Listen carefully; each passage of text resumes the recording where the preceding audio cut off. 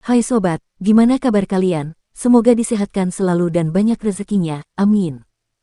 Jangan lupa untuk berlangganan. Dengan Anda berlangganan, Anda menjadi orang pertama di channel ini yang memiliki hak istimewa. Pada kesempatan kali ini, Sabta Novel akan melanjutkan BTTH Kaisar Api episode 32. Untuk melihat video selengkapnya, sahabat bisa kunjungi playlist yang telah Mimin sediakan. Yuk mari, kita berimajinasi bersama dan masuk ke alur ceritanya.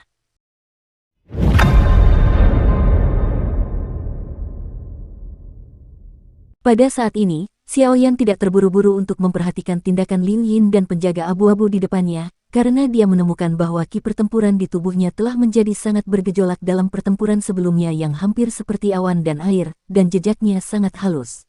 Ki pertempuran murni mengalir liar di tubuhnya, dan ruang di sekitar tubuh Xiaoyan juga berfluktuasi dengan cepat. Energi yang berkumpul dan murni hampir mengalir ke tubuh Xiaoyan. Lihatlah penampilan ini, jelas merupakan gerakan yang hanya terjadi ketika mereka dipromosikan. Xiaoyan cukup beruntung untuk memperoleh kesempatan terobosan ketika dia menyerang sepenuhnya tanpa rasa khawatir sebelumnya, sehingga sekarang ki pertempuran dalam tubuhnya mengalir secara otomatis dan kekuatannya juga mulai meningkat secara alami. Semua ini hanya masalah biasa saja, karena Xiaoyan awalnya adalah puncak dari tahap awal Kaisar Do Bintang 3, dan terobosannya hanya masalah waktu. Itu hanya kesempatan untuk promosi, yang tampaknya sangat buruk. Pergerakan yang dilakukan Xiaoyan tentu saja tak mampu luput dari perhatian sebagian orang yang memiliki penglihatan baik di aula. Oleh karena itu, seruan Xiaoyan benar-benar maju dalam pertempuran. Terdengar satu demi satu di aula. Ratusan orang menatap sosok yang terbungkus api putih susu dengan takjub. Menerobos pada saat ini jelas tidak bijaksana. Para penjaga di aula sedang mengawasi mereka. Jika seseorang ceroboh, kegagalan untuk menerobos adalah masalah sepele. Jika sekarang pertarungan di aula utama sedang dalam masa kritis, dia malah tiba-tiba mendapat promosi, yang sungguh membuat orang tercengang dengan keberuntungannya. Anda harus tahu bahwa selama promosi, Anda tidak boleh terlalu banyak diganggu, jika tidak, Anda akan terluka, atau bahkan terancam jiwanya. Jika itu normal, Xiaoyan akan sangat iri ketika menghadapi hal seperti itu, tetapi sekarang apakah kesempatan ini dianggap sebagai tempat untuk maju?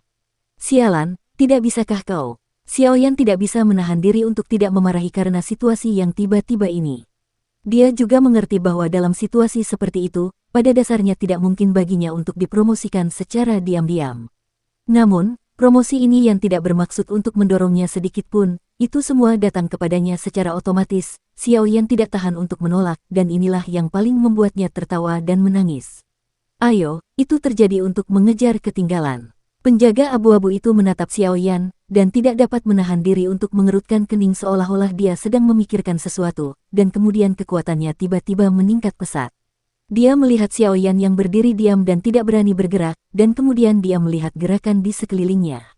Tiba-tiba aku mengerti. Aku tidak dapat menahan diri untuk tidak menggerakkan telapak tanganku ke tombak perak di tanganku. Tombak itu berubah menjadi bayangan dan menembak Xiaoyan. Brengsek, Xiaoyan tidak dapat menahan diri untuk berteriak histeris saat melihat kejadian lucu ini, tetapi dia tidak dapat menggunakan energi dendamnya untuk bertahan. Jika tidak, kesempatannya untuk menerobos kali ini akan hilang sia-sia. Xiaoyan, selesaikan promosimu, aku akan membantumu menghentikannya untuk sementara. Sebuah bayangan hijau pucat tiba-tiba muncul di depan Xiaoyan. Yueru tersenyum. Pada saat ini, penjaga abu-abu di depannya juga menemukan ada yang tidak beres dengan Xiaoyan, dan buru-buru mengambil tindakan. Meskipun dengan kekuatan puncak Do di bintang 3 dari penjaga abu-abu, dia tidak akan takut dengan terobosan Xiaoyan. Beri aku waktu 10 menit. Setelah beberapa saat tertunda, Xiaoyan menggertakkan giginya dan mengangguk, lalu buru-buru duduk bersila. Sen-sen mengendalikan energi gila di tubuhnya. Pada saat tertentu, sorot mata Liu Yin tajam, dia perlahan membuka mulutnya, lalu awan ki asal berwarna biru es menyembur keluar. Peng itu juga membuka paruh burungnya, dan udara dingin menderu keluar, berubah menjadi angin dingin, dan tiba-tiba menderu. Angin dingin bertiup kencang, dan tanah seketika membeku. Penjaga abu-abu itu hendak mengerahkan ki asal untuk melawan, tetapi tubuhnya tiba-tiba menegang. Hanya dalam beberapa tarikan napas, penjaga abu-abu itu berubah menjadi patung es yang tampak seperti manusia. Hah, aku kelelahan. Bahu Liu Yin juga ambruk, dan wajahnya pucat. Jelas, implikasi sebelumnya adalah keterampilan eksklusif mereka di kota 10.000 binatang. Itu tidak semudah kelihatannya. Bahkan jika Xiaoyan melakukan umpan sebelumnya, dia memancarkan udara dingin di sekitar penjaga abu-abu, sehingga dia bisa membeku untuk sementara waktu sekarang. Xiaoyan, kamu bisa menerobos dengan tenang. Liu Yin juga melihat keadaan Xiaoyan dan berkata bahwa meskipun dia dan Xiaoyan hanya memiliki hubungan sepihak, itu tidak bisa dikatakan sebagai perasaan yang buruk, dan lulusnya Xiaoyan dalam ujian tingkat pertama tingkat kaisar juga merupakan hal yang diketahui oleh orang-orang yang hadir, menyinggung perasaannya. Bukan hal yang baik menjadi apoteker tingkat pertama tingkat kaisar. Hati-hati, Yueru juga buru-buru mengaktifkan energi dendam biru di seluruh tubuhnya dan menyerang Liu Yin. Apa yang sedang kamu lakukan? Liu Yin baru saja membekukan sementara penjaga abu-abu itu, tetapi dia tidak pernah menyangka bahwa Yueru akan menyerangnya saat dia lemah, sungguh tercela. Liu Yin berpikir begitu saat ini. Burung di bahu Liu Yin jelas bukan benda biasa. Melihat Yueru menyerang tuannya, dia buru-buru memberi isyarat kepada Liu Yin dalam bahasa binatang. Penjaga abu-abu itu sama sekali tidak membeku. Xiaohan yang berwarna biru es itu seakan berkata. Percakapan antara Liu Yin dan Xiao Niao belum berakhir. Sekelompok petarung tipe petir yang kuat membawa tombak perak melesat ke arah Liu Yin. Mengatakan terlambat lebih cepat. Tepat ketika Doki Pianlian yang mengerikan hendak menyerang Liu Yin, Doki milik Yueru King juga tiba. Tombak panjang Yibing, yang membawa semangat juang berwarna putih perak, menyerang dengan ganas dengan semangat juang berwarna biru yang perlahan keluar dari tubuh Yueru. Ledakan, dentuman, dentuman. Lingkaran gelombang kejut terpancar dari pusat serangan. Penjaga abu-abu itu mengambil kembali tombaknya, diselimuti aura atribut guntur, dan dari waktu ke waktu guntur mengalir di tubuhnya. Semangat bertarung gadis kecil ini sepertinya sudah tidak asing lagi. Membaca www.ukansu.com, penjaga abu-abu itu juga menatap Yueru dengan penuh minat. Penjaga abu-abu itu tidak tahu sudah berapa lama dia tertidur, dan dia baru saja bangun, meskipun ingatannya sedikit tidak lengkap.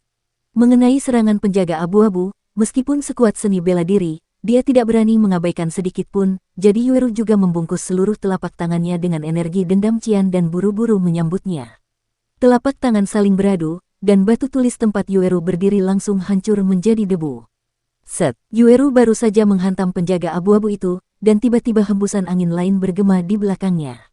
Yueru sedikit mengernyit, tangan kanannya mengeluarkan cahaya biru yang bergejolak, dan mendorongnya kembali. Pertarungan masih berlangsung, tetapi entah mengapa, siapapun yang jeli dapat melihat bahwa pertarungan saat ini antara Grey Guardian dan Yueru tidak sehebat Xiaoyan di awal. Mungkinkah Grey Guardian sudah kelelahan? Setelah gelombang serangan ini berakhir, Liu Yin juga sangat berterima kasih kepada Yueru. Bahkan jika itu hanya serangan, dia akan kehilangan kulitnya jika dia tidak mati. Dia telah salah paham padanya tadi. Dan meskipun dia tidak tahu apa maksud penjaga abu-abu di depannya, sikap Liu Yin terhadap Yueru berubah 360 derajat. Liu Yin sekarang harus melihat dengan saksama penjaga abu-abu di depannya. Penjaga ini dapat menghancurkan segel dalam sekejap dengan teknik pembekuannya sendiri. Kekuatannya terlalu tirani, dan dia memang penjaga puncak Do di bintang 3. Pada saat yang sama, dia juga melihat aura dendam biru Yueru dengan penuh minat. Hanya dari aura dendam biru itu, dia bisa merasakan aura kekaguman. Rahasia apa yang dimiliki Yueru? Gadis berambut hijau Liu Yin juga menjadi penasaran saat ini, tetapi dia juga tidak tinggal diam. Dia juga terjun ke dalam pertempuran dengan Xiaohan di pundaknya. Doki berwarna biru milik Yueru dan doki berwarna perak berjenis guntur milik penjaga abu-abu saling beradu dengan ganas, tetapi anehnya, setiap kali keduanya bertarung, kekuatan mereka hampir berimbang. Yueru dan Liu Yin terus berputar-putar bersama penjaga abu-abu. Xiaoyan duduk bersila, tubuhnya menjadi gila saat ini, dan bahkan ruang di sekitar tubuhnya hancur. Xiaoyan juga tahu bahwa dia berada di puncak tahap awal Kaisar Petarung Bintang 3, dan dia hanya selangkah lagi dari tahap tengah Kaisar Petarung Bintang 3.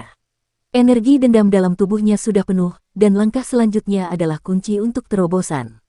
Di sisi lain, lihatlah 5 pertempuran lainnya. Pertama-tama, Wang Zong sedang bertarung melawan seorang penjaga. Aku melihat bahwa kain hitam di mata Wang Zong telah menghilang tanpa jejak. Wang Zong juga tahu bahwa kekuatan penjaga ini pasti lebih dari level puncak Do di bintang 3, jadi dia akan melakukan yang terbaik segera setelah dia bergerak. Kain hitam di dahinya perlahan-lahan disingkirkan oleh Wang Zong, dan napas yang kuat terpancar dari tubuh Wang Zong, yang juga merupakan puncak dari 3 bintang Do di.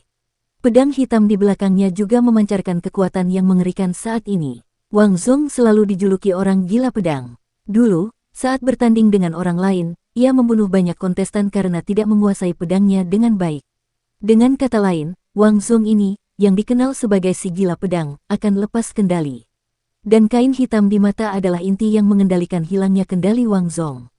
Sekarang Wang Zong telah melepaskan kain hitam itu berarti Wang Zong telah memasuki titik di mana ia dapat kehilangan kendali kapan saja. Raja Kota Pedang Raja Zong, mohon berilah aku pencerahan. Wang Zong berkata kepada penjaga di depannya. Penjaga di depan Wang Zong juga mengerutkan kening pada Wang Zong. Jelas, penjaga merasakan kekuatan yang mengerikan dari mata Wang Zong yang kuat dan pedang raksasa di tangannya, dan perang akan segera terjadi. Tempat kedua, Berserker Sun Ming. Berserker Sun Ming disebut berserker karena suatu alasan. Tubuhnya memiliki garis keturunan berserker sejak ia masih kecil, dan ia dapat menggunakan tubuhnya untuk menjadi gila untuk langsung meningkatkan kekuatannya ke tingkat yang sama sekali baru. Begitu Sun Ming muncul, dia mulai menjadi gila, pakaiannya meledak, memperlihatkan sosoknya yang kekar, dan beberapa urat biru menyembul keluar dalam berbagai tingkat di ototnya, dan kekuatannya juga meledak pada saat ini. Puncak Samsung Dodi. Sun Ming juga tidak menunggu penjaga itu melakukan apapun, dan langsung menggunakan tubuhnya sebagai sarana serangan terbaik untuk menyerang penjaga di depannya. Hal yang paling kuat dari seorang berserker adalah kekuatan fisiknya, yang merupakan simbol kegilaan kekuatan hingga batasnya. Tempat ketiga adalah Seng Su dan Wu Huan. Mayat hidup itu menatap muram ke arah penjaga di depannya. Wu Huan adalah penyerang utama, dan dia adalah asistennya. Namun, setelah pertarungan sengit antara Wu Huan dan sang penjaga, pertarungan itu tidak dapat dihentikan. Namun, mayat hidup tidak berani membesar-besarkan terlalu banyak, karena penjaga yang mereka hadapi penuh dengan aura atribut api, dan mereka ditekan hingga tingkat yang berbeda-beda. Bagi mayat hidup, aura maskulin atribut api hanyalah musuh bebuyutannya. Brengsek, mayat hidup juga ditekan sampai mati oleh penjaga di depan mereka, dan seluruh kekuatan tubuh mereka dibatasi oleh 9 dari 10. Saya menyerang bagian depan, kamu menyerang bagian belakang. Wu Huan juga melihat situasi mayat hidup dan tidak bisa menahan diri untuk berkata. Tempat keempat, Feng Yi dan Yao Mei. Ini adalah bagian paling menarik dari seluruh pertempuran. Tim yang terdiri dari kecanggihan dan pesona Feng Yi membuat orang-orang tampak memiliki selera yang berbeda, tetapi penjaga itu bukanlah seorang vegetarian, dan tidak akan menunjukkan belas kasihan kepada wanita cantik. Jimat iblis itu terus-menerus berkeliaran dan melahap penjaga itu dengan tubuh dan keterampilan bertarungnya. Feng Yi memancarkan semangat juang yang mengerikan di sekujur tubuhnya, dan menggunakan serangan jiwanya untuk membantu jimat iblis itu. Jelas, pertempuran di sini tidak akan berakhir dalam waktu singkat, karena kedua wanita tidak memiliki cara menyerang yang sangat tirani, tetapi bertarung untuk mengonsumsi dan menunggu dukungan juga merupakan suatu metode. Tempat kelima adalah Xiao Yan dan lainnya. Tempat keenam diisi oleh kelompok-kelompok kekuatan lain di aula utama. Meskipun ada ratusan orang yang mengepung seorang penjaga, samar-samar terlihat bahwa penjaga ini adalah yang terkuat dari keenam penjaga. Bahkan jika dia baru saja bangun dan kekuatannya belum pulih, penjaga di depannya adalah yang paling kuat. Kekuatannya juga merupakan Dou di bintang 4,5 langkah. Anda harus tahu bahwa puncak Dou di bintang 3 dan Dou di bintang 4 tidak berada pada level yang sama. Jika dikatakan bahwa puncak Dou di bintang 3 adalah yang terkuat dalam menangkap keberuntungan, maka Dou di bintang 4,5 langkah dapat menangani 10 puncak Dou di bintang 3. Meskipun ada ratusan orang yang bertarung di tempat terakhir ini, beberapa dari mereka pasti berbakat dan kuat, tetapi jelas tidak ada yang akan memprovokasi mereka. Mereka hanya terus-menerus berurusan dengan sang penjaga. Ledakan, dentuman, dentuman. Seluruh tubuh Yueru diselimuti aura dendam berwarna cian, dan dia terus-menerus berhadapan dengan penjaga abu-abu itu. Anehnya, sejak munculnya aura dendam berwarna cian milik Yueru, tombak perak penjaga abu-abu itu tampaknya telah menghilang. Namun Yueru juga dikalahkan oleh serangan penjaga abu-abu. Jelas, kekuatan jangka menengah Yueru dari Kaisar Dou bintang 3 masih sedikit sulit bagi penjaga abu-abu ini untuk berada di puncak Kaisar Dou bintang 3. Liu Yin jelas juga sangat terkejut dengan kekuatan penjaga abu-abu ini. Anda harus tahu bahwa bahkan pembangkit tenaga listrik puncak Dou di bintang 3 telah dibekukan oleh ki pertempuran esnya sendiri. Bagaimana mungkin penjaga abu-abu itu tidak dapat menunda bahkan sedetik pun? Faktanya, kekuatan Liu Yin juga sangat tirani. Ketika Xiao Yan dan penjaga abu-abu menyerang, ki pertempuran sedingin es terus menyusup ke kaki penjaga tanpa suara, dan menyelamatkan penjaga abu-abu untuk bertarung. Pengalamannya sangat kaya, dan itu tidak ditemukan pada saat pertama. Ketika dia menyadari bahwa ki pertempuran sedingin es itu hendak membekukannya, ki pertempuran yang menguras guntur di sekujur tubuhnya meledak seketika, dan dia menggunakan kekuatan ledakan guntur untuk melepaskan diri. Tiupan-tiupan. Liu Yin menyentuh tubuh burung biru es itu dengan kedua tangannya, kemudian burung biru es itu pun membengkak dalam sekejap, tubuhnya menjadi lebih dari beberapa kali lipat lebih besar, dan napasnya pun ikut membengkak pada saat ini. Ia pun menanjak dengan mengagumkan ke tingkat yang sebanding dengan puncak Do di bintang 3. Pada saat yang sama, aura Liu Yin tampak agak lamban, dan wajahnya pucat. Burung berwarna biru es itu mengeluarkan udara dingin ke seluruh tubuhnya, dan ruang di sekelilingnya pun tak kuasa menahan diri untuk membeku. Xiao Han, ayolah, serang dengan kakak besar ini. Liu Yin juga menyeret tubuhnya yang lemah. Liu Yin adalah putra surga yang sombong di kota 10.000 binatang. Mereka berlatih di kota 10.000 binatang dengan meminjam kekuatan monster dari diri mereka sendiri, atau meminjamkan kekuatan mereka kepada monster, sehingga memancarkan kekuatan yang dahsyat. Jelas, apa yang dilakukan Liu Yin saat ini adalah meminjamkan seluruh kekuatannya kepada Xiao Han, sehingga Xiao Han memiliki cukup kekuatan untuk menandingi sang penjaga, karena dia tahu bahwa meskipun kekuatannya meningkat saat ini, dia tidak dapat membantu sang penjaga. Sebaliknya, jika Anda meminjamkan kekuatan Anda kepada Xiao Han, Anda mungkin dapat menunda beberapa saat dengan serangan dingin Xiao Han. Dan Liu Yin tidak khawatir Xiao Han akan melawan setelah menyerap kekuatannya sendiri, karena dia telah tinggal bersama Xiao Han sejak dia masih kecil. Sial, kekuatan penjaga ini sangat kuat. Yueru juga menemukan beberapa petunjuk ketika dia terus-menerus berhadapan dengan penjaga abu-abu. Penjaga itu tampak lemah setiap kali menyerang, dan dia tidak menyerang titik-titik vitalnya, dan ada masalah krusial. Tampaknya kekuatan penjaga ini semakin berani. Wajar saja jika orang normal akan semakin lemah seiring dengan semakin panjangnya waktu pertempuran. Mengapa penjaga ini seperti ini? Sebelum Yueru sempat memikirkannya, gelombang serangan baru dari Grey Guardian datang bersiul lagi. Terobosan. Ketika De Yueru berhadapan dengan penjaga abu-abu, Liu Yin sangat lemah dan lelah sehingga dia tergeletak di tanah. Ada sedikit rasa kasihan di mata binatang es yang besar itu, seolah-olah dia merasa sedih untuk tuannya, dan kemudian dia melebarkan sayapnya untuk menghadapi penjaga abu-abu itu menyerang dan pergi ke lapangan. Potongan-potongan bulu berwarna biru es berjatuhan dari sayap binatang raksasa es itu, dan melesat menuju penjaga abu-abu itu. Yueru dan Grey Guardian saling berhadapan dengan telapak tangan mereka. Bulu biru es yang menakutkan juga tiba pada saat ini. Ledakan, dentuman, dentuman. Penjaga abu-abu tidak terlalu memperhatikan serangan binatang es raksasa ini, dan kemudian perisai cahaya perak muncul di permukaan tubuhnya, menutupi seluruh tubuhnya. Menurut apa yang dipikirkan penjaga abu-abu, bulu-bulu biru es menyerang perisai petirnya dan berhenti, kemudian energi-energi itu menghancurkan garis bawah masing-masing, tetapi sebuah pemandangan aneh muncul. Bulu-bulu biru es itu menjadi sangat tajam seiring kecepatannya meningkat, dan bulu-bulu itu membawa udara dingin yang luar biasa. Bulu-bulu itu benar-benar menembus perisai cahaya pelindung abu-abu dan menyerang pelindung abu-abu itu secara langsung. Bulu biru es menyerang melalui perisai cahaya dan mendarat di tubuh penjaga abu-abu. Seketika, es batu kecil muncul di tubuh penjaga tempat bulu-bulu itu menyerang. Deng, deng, deng. Penjaga abu-abu itu jelas tidak menyangka bahwa serangan bulu binatang raksasa es ini akan begitu kuat hingga dapat menembus pertahanannya sendiri, dan auranya langsung meningkat, yang bulunya setajam busur dan anak panah, dan bulu-bulu yang melekat padanya hancur berkeping-keping. Tiupan-tiupan, bongkahan es yang dipadatkan oleh bulu-bulu biru es itu dihancurkan oleh penjaga abu-abu. Bahkan para penjaga abu-abu tidak menyadari bahwa bulu-bulu biru es yang hancur ini berubah menjadi potongan-potongan kecil dan jatuh ke aula yang luas ini. Dengan tertundanya waktu, bahkan bernapas pun menjadi sulit, dan dendam menjadi terlalu kuat.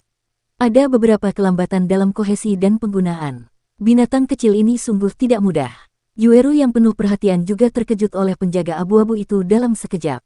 Dia mundur beberapa langkah untuk menstabilkan sosoknya, dan segera menemukan kekuatan binatang kecil Liu Yin. Kemudian, Yueru juga menoleh dan melirik Xiaoyan, dan mendapati bahwa Xiaoyan sedang berada di titik kritis saat ini. Seketika, tanda misterius di dahinya juga perlahan menyala. Ini adalah satu-satunya cara sekarang. Xiaoyan, terima kasih banyak telah membantuku. Jika sekarang kau berhasil, serahkan saja padaku. Sudah saatnya aku melindungimu setelah merawatmu selama ini. Pokoknya, aku akan menerima warisan itu saat aku kembali kali ini. Yueru juga menatap Xiaoyan dan tersenyum, lalu Meimu melirik ke sekeliling, dan menemukan bahwa situasi mengerikan terjadi di setiap lingkaran pertempuran. Mereka juga tahu bahwa seiring berjalannya waktu, benda-benda di depan mereka ini kekuatan para penjaga hampir pulih. Begitu kekuatan para penjaga ini pulih, mereka akan menjadi pembangkit tenaga listrik tingkat kaisar petarung bintang 4. Pada saat itu, kengerian akan enggan menanggung keberuntungan besar ini dan hanya akan mundur. Bagaimanapun, Kaisar Do Bintang 4 berada jauh dari Kaisar Do Bintang 3 mereka. Yueru tampak menggumamkan sesuatu, dan tanda misterius di dahinya juga menyala pada saat ini, dan Yueru menunjukkan tangannya yang terbuka. Lingkaran energi putih bersih seperti batu giok terpancar dari dahi Yueru, dan napasnya membuat orang merasa semurni bulan di langit, penuh dengan cita rasa kuno. Di lapangan, penjaga abu-abu dan binatang raksasa biru es terus-menerus menyerang, dan mereka tiba-tiba tertarik oleh aura Yueru yang mengejutkan. Cahaya bulan yang terang, bagaimana mungkin? Pupil mata penjaga abu-abu itu mengecil, lalu dia menatap Yueru dengan sedikit ketakutan di mulutnya. Dia juga mengenali apa yang ada di dahi Yueru secara sekilas. Apa itu? Pada saat ini, Liu Yin juga menatap Yueru yang semakin kuat dan kuat dengan lemah. Dia bertanya-tanya mengapa Yueru memiliki kekuatan yang begitu mengerikan dan kuat di dalam tubuhnya. Cahaya bulan yang terang, Raja Naga Emas menatap Yueru dan berkata dengan heran, "Tuan, apa itu cahaya bulan yang terang?" Meskipun Xiaoyan sedang dalam proses terobosan, dia juga penasaran. Ada terlalu banyak teka-teki di benua Dodi ini yang mengganggu Xiaoyan, dan dia hanya bisa mencari solusi dari tuannya, Raja Naga Emas. Cahaya bulan yang terang, dikabarkan bahwa itu adalah kekuatan yang ditinggalkan oleh peri bulan di dunia. Setelah memiliki bulan yang terang, kamu dapat mewariskan sebagian warisan, dan jika kamu memiliki kesempatan, kamu dapat memperoleh warisan sejati dari peri bulan. Namun, fenomena ini sangat langka. Bukan hal-hal seperti inilah yang benar-benar dapat memperoleh warisan peri bulan, kata Raja Naga Emas dengan acuh tak acuh. Bulan peri, Xiaoyan juga terkejut. Ternyata di dunia ini ada yang bisa dibandingkan dengan makhluk abadi. Dia adalah makhluk abadi yang kuat dan bisa bertarung. Dukung terus channel YouTube Sabta Novel. Puncak kekuatan sesungguhnya dari partai penting.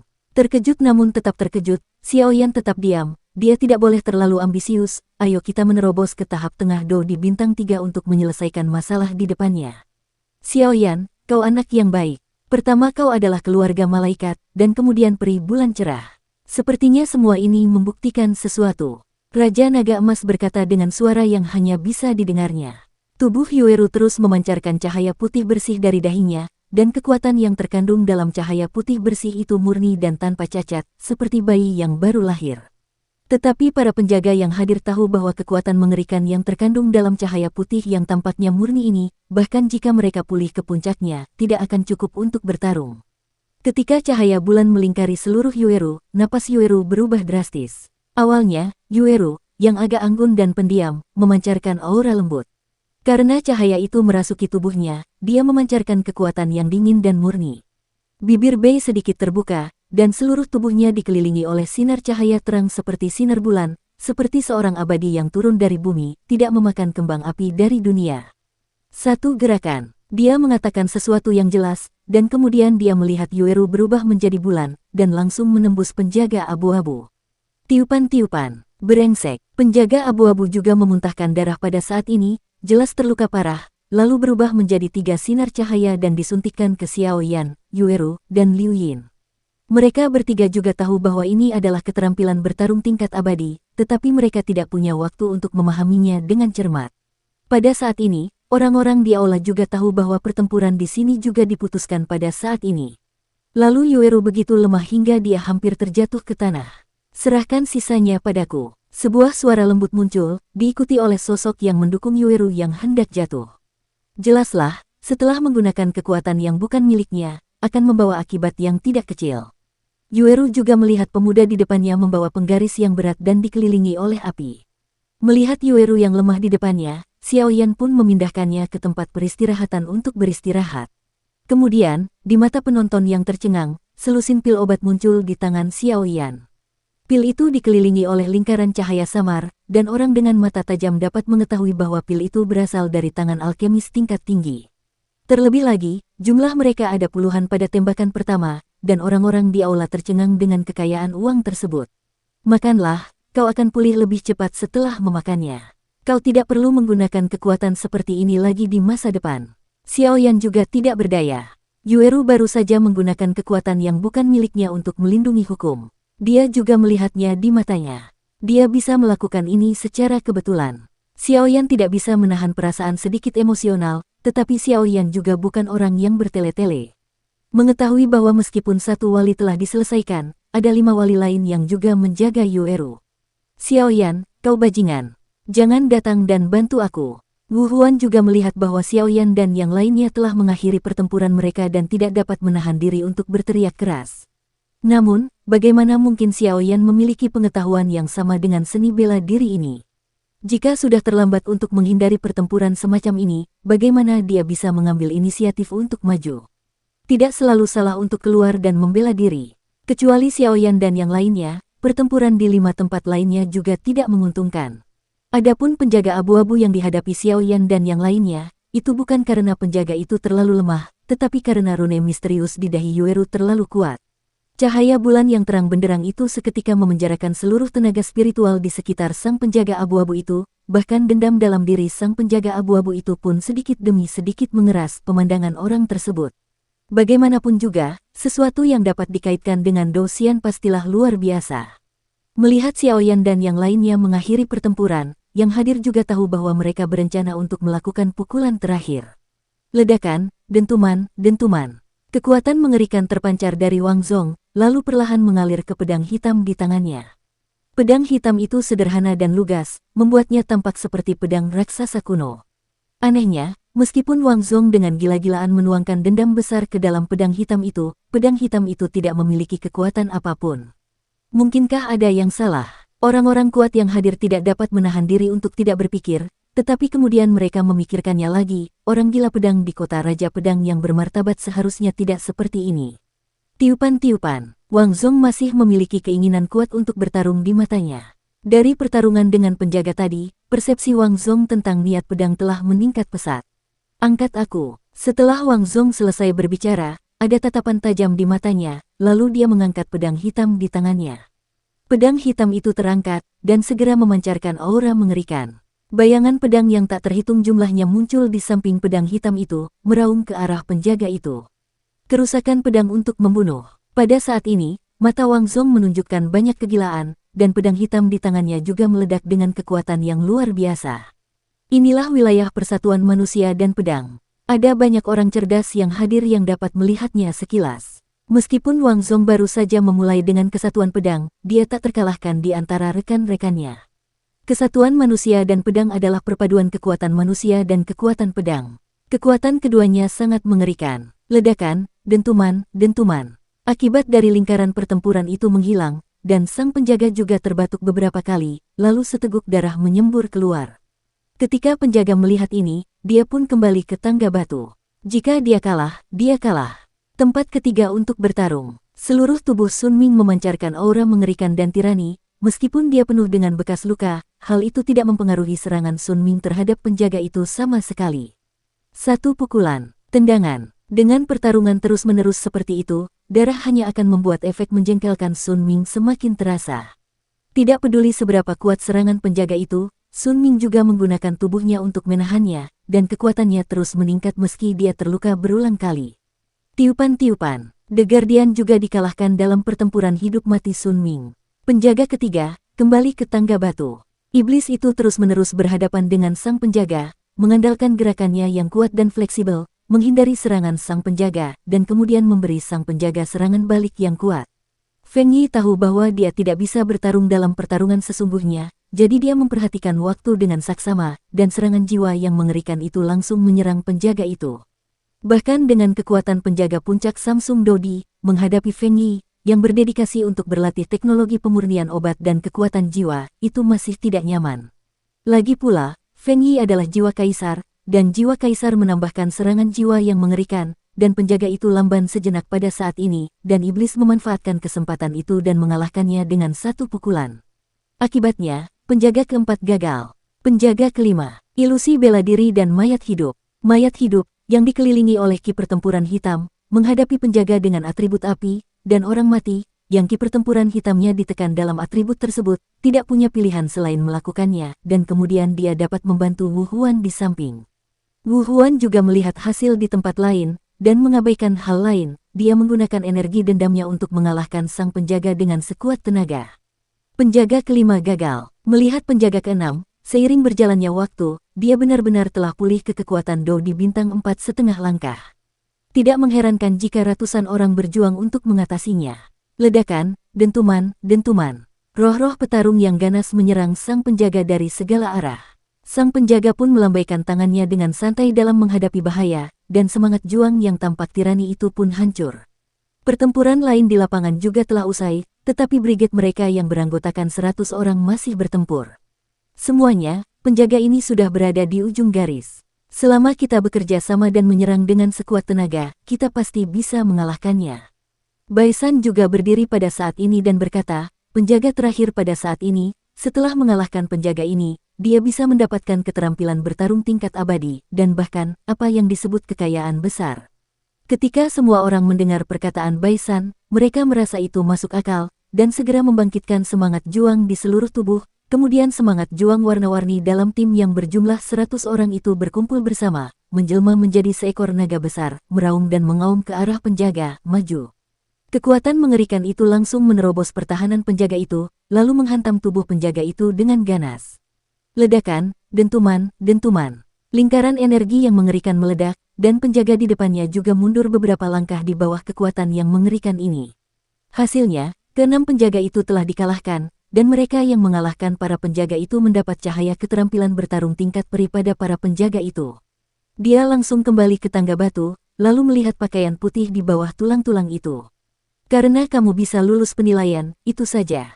Kekayaan besar ini seharusnya menjadi milik generasi mudamu. Mengenakan pakaian putih, dia menoleh perlahan dan menatap suasana tidak stabil dari orang-orang di aula. Kemarilah untukku, nak. Mengenakan pakaian putih dan menghadap Xiao Yan, dia meraih kekosongan, lalu Xiao Yan muncul di depannya. Yang menarik perhatian Xiao Yan adalah wajah yang lembut, tubuh yang ramping, dan pakaian putih yang tampak begitu luar biasa. Jika dia tidak melihatnya dari jarak dekat, Xiao Yan tidak akan percaya bahwa pria yang lembut seperti itu bisa ada di dunia. Lalu, dengan mengenakan pakaian putih, dia pun meraih kekosongan. Mengapa kamu menyelinap sejak kamu ada di sini? Deng, deng, deng. Ruang itu hancur, menampakkan seorang gadis mengenakan topi bambu dan bunga teratai hijau di kakinya. Deng, deng, deng. Saat jubah putih mencengkeram kekosongan di depannya, seorang gadis muncul di kekosongan tersembunyi. Senior benar-benar punya penglihatan yang bagus. Kekosongan di depan pakaian putih itu tiba-tiba pecah, memperlihatkan seorang gadis mengenakan topi. Dalam benak Xiao Yan, ada rasa kantuk sesaat ketika lonceng perak berbunyi. Harus diketahui bahwa Xiao Yan memiliki jiwa kaisar, dan satu-satunya hal yang dapat membuat Xiao Yan mengalami situasi seperti itu adalah penindasan mutlak terhadap kekuatannya. Namun, Xiao Yan kembali sadar. Karena orang berbaju putih itu tidak menyerangnya, tidak ada salahnya untuk memikirkannya, mari kita melangkah selangkah demi selangkah. Xiao Yan punya rencana dalam hatinya, dan ada kilatan keheranan di matanya, dia buru-buru mengangkat kepalanya, dan kemudian melihat cahaya biru merah di depannya hancur dari bagian depan pakaian putih, dan kekosongan yang hancur itu akhirnya berubah menjadi tempat duduk teratai biru merah. Pada teratai hijau, ada lengkungan yang anggun, dahinya ditutupi topi bambu, dan meskipun ada kain tule yang menutupi pipi, sepasang mata yang bagai kristal membuat seluruh dunia di aula ini sesaat redup. Wanita itu mengenakan gaun Konfusianisme berwarna terang, alisnya seperti bulu hijau, ototnya seperti salju putih, pinggangnya seperti seikat kain polos, dan pipinya yang tertutup tule tampak bening dan penuh harapan, memancarkan kekuatan suci di sekujur tubuhnya, yang membuat orang merasa sedikit. Suasana elegan, seolah-olah dunia dibayangi olehnya. Wanita seperti itu, yang memiliki watak secantik itu, dan kekuatan seperti itu, memang langka di dunia. Seluruh aula, yang tadinya sedikit berisik, juga menjadi sunyi saat ini. Meskipun pipi wanita itu ditutupi oleh topi tule, garis yang menjulang dari celah topi itu memperlihatkan lengkungan pipi yang hampir sempurna. Benangnya, sehingga setiap orang yang hadir tidak sabar untuk merobek tule di bawah topi bambu itu, dan melihat penampilan yang memukau yang cukup membuat Bai Hua merasa sedih. Wanita yang cantik sekali. Mata Xiao Yan menatap wanita yang mengenakan rok Konfusianisme dengan kaki giok telanjang dan menginjak Qinglian, tetapi dia tidak bisa menahan napas dalam-dalam. Di antara wanita yang pernah dilihatnya, Cailin adalah wanita tercantik yang pernah dilihatnya. Dia memiliki gaya, tetapi di depan wanita misterius di depannya, dia masih sedikit lebih rendah. Namun, meskipun suara wanita ini lembut dan merdu, Xiao Yan tidak pernah melihat kelembutan sedikit pun di mata sebening kristal itu. Sebaliknya, itu adalah ketidakpedulian mendalam yang menolak orang lain. Kalau dipikir-pikir, wanita ini jelas tipe orang yang panas di luar tapi dingin di dalam. Seperti bunga cantik yang tidak pernah mekar di negeri es dan salju selama ribuan tahun. Wanita seperti ini bahkan lebih sulit dihadapi daripada wanita yang berpenampilan dingin. Belum lagi kekuatan dan penampilannya. Siapa wanita ini? Xiaoyan memiringkan kepalanya, menatap Yueru di bawah tangga batu, dan berkata dengan lembut. Yueru sedikit mengernyit, dan ada sedikit keraguan di matanya. Bahkan dengan penampilan dan temperamennya, dia tidak bisa menahan sedikit pun rasa cemburu di hatinya. Sepertinya latar belakang wanita ini tidak kecil. Mengenai apa latar belakangnya, bukan identitasku yang bisa ku ketahui.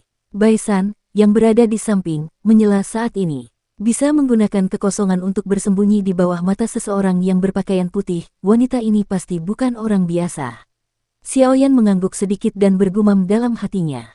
Nama gadis kecil itu adalah Su Sueying, dan dia datang ke sini kali ini hanya untuk menggunakan darah kaisar.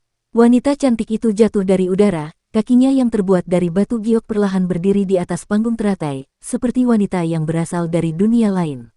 Aku tidak menyangka orang-orangmu dari benua Tianyuan tertarik pada benua Xuanlingku. Wu Huan menatap wanita misterius itu, dengan sedikit api yang tak tersamarkan. Wanita secantik itu, selama dia seorang pria, dia akan tergoda, tetapi dia tidak ingin menyembunyikannya. Itu hanya kebetulan. Kemudian Su Sueying berkata sambil tersenyum, lalu matanya beralih ke pakaian putih, dan dia berkata dengan lembut, karena senior telah menjaganya selama ribuan tahun, itu harus diserahkan kepada kita. Ayo kita keluar dan melihat-lihat dunia yang hebat ini.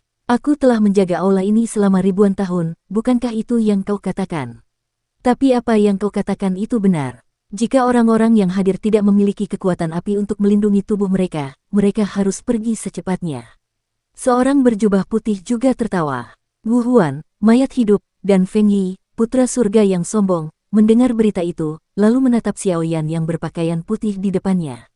Jelas sekali bahwa anak kecil bernama Xiaoyan itu memiliki kekuatan api yang amat dahsyat. Brengsek, apakah kita menyerah begitu saja saat sampai di sini? Pasti ada beberapa orang yang hadir namun tidak bersedia mengatakannya. Memasuki reruntuhan yang ganas dan berbahaya ini, awalnya seperti berjalan di ujung pisau, tetapi mereka semua berada di aula utama, hanya beberapa langkah dari benda yang paling berharga. Pada saat ini, jelas tidak ada yang akan melakukannya. Ada beberapa pria kuat di aula yang jelas-jelas tidak mau pergi seperti ini, jadi mereka terbang ke arah kerangka di balik jas putih, mencoba mendapatkan harta kecil itu. Deng, deng, deng. Sebelum beberapa orang terbang melewati tangga batu, mereka berubah menjadi kabut darah di bawah kekuatan mengerikan dari pakaian putih, dan bahkan jiwa mereka tidak punya waktu untuk melarikan diri. Mengenakan pakaian putih, tubuhnya dipenuhi ki pertempuran, dan kekuatannya yang mengerikan langsung menyebar di aula. Kaisar Petarung Bintang 5. Orang-orang yang hadir tidak dapat menahan rasa terkejutnya mereka. Pria berpakaian putih ini jelas lebih dari seorang Kaisar Petarung Bintang 5. Perbedaan antara Dou di Bintang 3 dan Dou di Bintang 4 tidak sedikit pun. Bahkan jika itu adalah pertarungan antara pilihan surga dari 7 kota besar dan Dou di Bintang 4, tidak ada peluang untuk menang.